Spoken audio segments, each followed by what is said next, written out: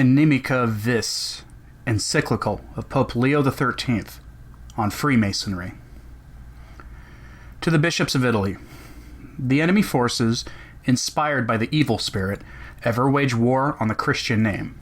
They join forces in this endeavor with certain groups of men whose purpose is to subvert divinely revealed truths, to rend the very fabric of Christian society with disastrous descent. Indeed, how much damage these cohorts, as it were, have inflicted on the Church is well known.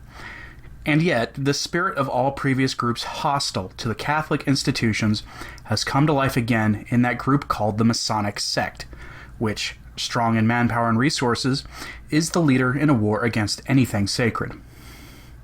Condemnations of Masonic sect. Our predecessors in the Roman pontificate have, in the course of a century and a half, outlawed this group not once, but repeatedly. We, too, in accordance with our duty, have condemned it strongly to Christian people, so that they might be aware of its wiles and bravely repel its impious assaults. Moreover, lest cowardice and sloth overtake us imperceptibly, we have deliberately endeavored to reveal the secrets of this pernicious sect and the means by which it labors for the destruction of the Catholic enterprise. Catholicism endangered. Now, though, a certain thoughtless indifference on the part of many Italians has resulted in their not recognizing the magnitude and extent of the peril, and so the faith of our ancestors, the salvation won for mankind by Jesus Christ, and consequently the great benefits of Christian civilization, are endangered.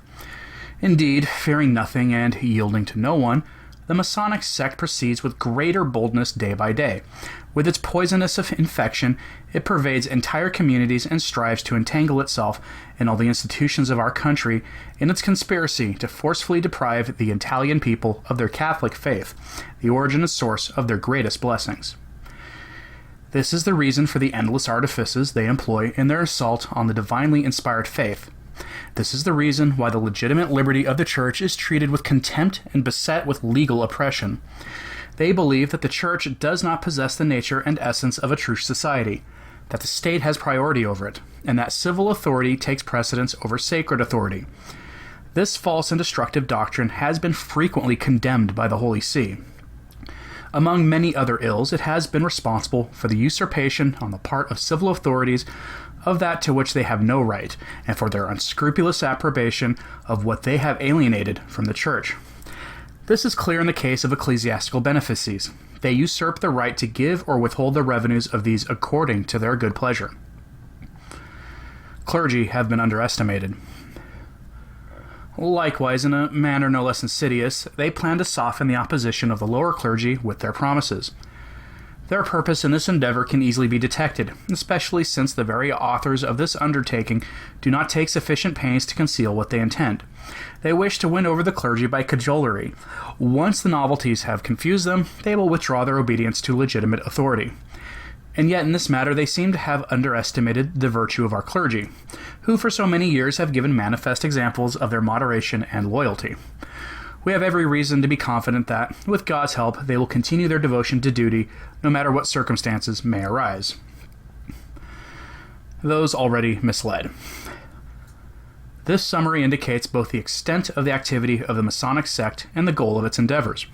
What compounds this harmful situation, however, and causes us deep anxiety, is that far too many of our compatriots, driven by hope of their personal advantage or by perverse ambition, have given their names for support to the sect. This being so, we commend first and foremost to your efforts the eternal salvation of those whom we have just mentioned. May your zeal never waver in constantly and insistently recalling them from their error and certain destruction. To be sure, the task of extricating those who have fallen into the snares of the Masons is laborious, and its outcome is doubtful, if we consider the cleverness of the sect. Still, the recovery of no one should ever be despaired of, since the force of apostolic charity is truly marvelous. Next, we must heal those who have erred in this respect out of faint-heartedness. That is, those who, not because of a debased nature, but because of weakness of spirit and lack of discretion, have allowed themselves to be drawn into supporting the Masonic enterprises. Sufficiently weighty are the words of our predecessor, Felix III, in this regard. An error which is not resisted is approved. A truth which is not defended is suppressed. He who does not oppose an evident crime is open to the suspicion of secret complicity. By reminding them of the examples of their forefathers, the broken spirits of these men must be reanimated with that courage which is the guardian of duty and dignity alike, so that they may be ashamed and regret their cowardly actions. For surely, our whole life is involved in a constant battle in which our salvation itself is at stake. Nothing is more disgraceful for a Christian than cowardice. It is necessary, likewise, to strengthen those who fall because of ignorance. By this, we mean those, not few in number, who, deceived by appearances and allured by various enticements, allow themselves, without understanding it, to be enrolled in the Masonic order. In these cases, we hope that with divine inspiration, they will be able to someday repudiate their error and perceive the truth, especially if you try to remove the false outward appearance of the sect and reveal its hidden designs. Indeed, these can no longer be considered hidden, since their very accomplices have themselves disclosed them in many ways. Why, within the last few months, the designs of the Maces have been publicly proclaimed throughout Italy, even to the point of ostentation. They wish to see the religion founded by God repudiated in all affairs, private as well as public, regulated by the principles of naturalism alone. This is what, in their impiety and stupidity, they call the restoration of civil society. And yet the state will plunge headlong into ruin if Christians are not willing to be vigilant, and not willing to labor to support its well-being. Course of action. But in the presence of such audacious evils, it is not sufficient to merely be aware of the wiles of this vile sect. We must also war against it, using those very arms furnished by the divine faith which once prevailed against paganism. Therefore, it is your task to inflame souls by persuasion, exhortation, and example. Nourish in the clergy and our people a zeal for religion and salvation which is active, resolute, and intrepid. These qualities frequently distinguish Catholic peoples of other nations in similar situations. It is commonly claimed that the ancient ardor of spirit in protecting their ancestral faith has grown cold among the Italian people. Nor is this perhaps false, especially since if the disposition of both sides be inspected, those who wage war on religion seem to show more energy than those who repel it. But for those who seek salvation, there can be no middle ground between laborious struggle and destruction. Therefore, in the case of the weak and sluggish, courage must be stirred up through your efforts. In the case of the strong, it must be kept active, with all trace of dissent wiped out, under your leadership and command. The result will be that all alike, with united minds and common discipline, may undertake the battle in a spirited manner. Because of the gravity of the matter and the necessity of repelling the danger, we have decided to address the Italian people in a letter, which we are including along with this one. Propagate it as widely as possible, and, where needed, interpret it to your people.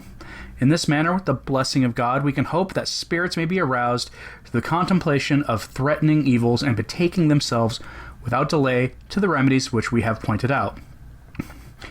As a presage of divine gifts and testimony of our benevolence, we affectionately accord to you, venerable brethren, and the people entrusted to your care, the apostolic blessing. Given in Rome at St. Peter's on the 8th day of December, 1892, in the 15th year of our pontificate. Pope Leo XIII.